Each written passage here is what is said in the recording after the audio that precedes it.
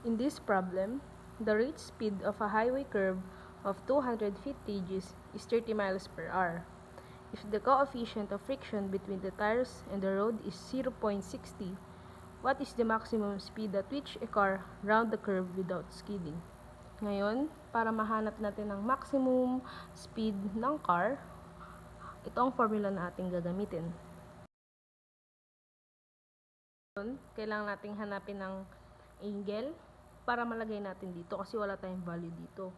So, ang kailangan natin gawin is magkaroon tayo ng angle and also magkaroon tayo ng value rin dito. Kasi meron naman na tayong gravity which is yung 32.2 and meron rin tayong radius which is yung 200 feet. So, para mahanap natin yung value nito, kailangan nating mahanap yung value nito tsaka nito. Now to get the angle, this is the formula that we need to use. Substitute natin siya. Inverse tan.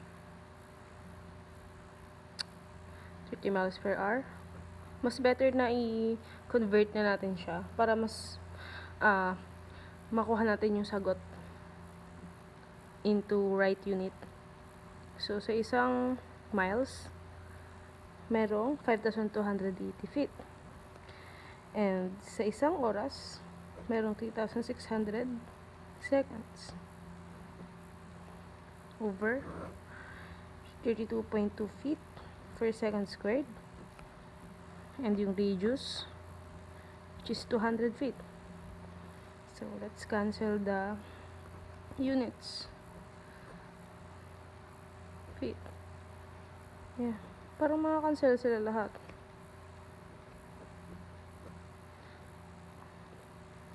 So, ang angle na makakuha natin ay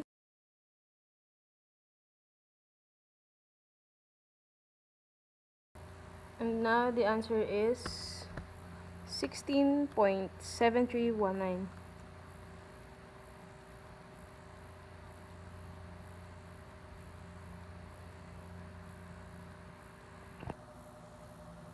Meron na tayong value ng angle. At ngayon, hahanapin naman natin yung value nito.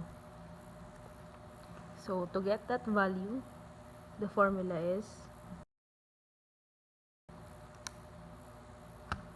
30.9638. 30.9638 degree.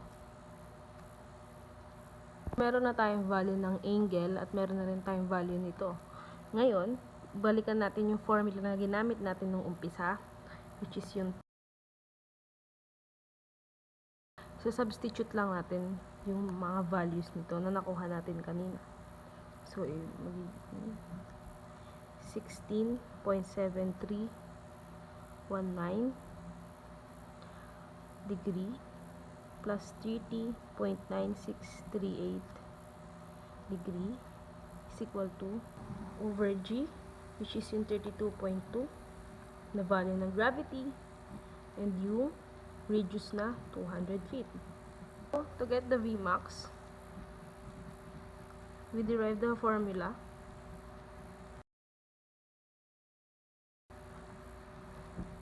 Vmax squared is equal to 7076.4006.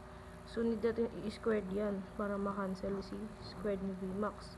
So, Vmax is equal to ito yung mga bas 84.1213 84.1213 feet per second.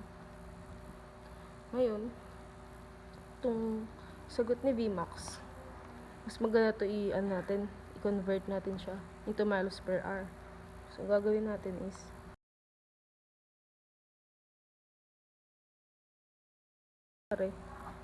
cancel.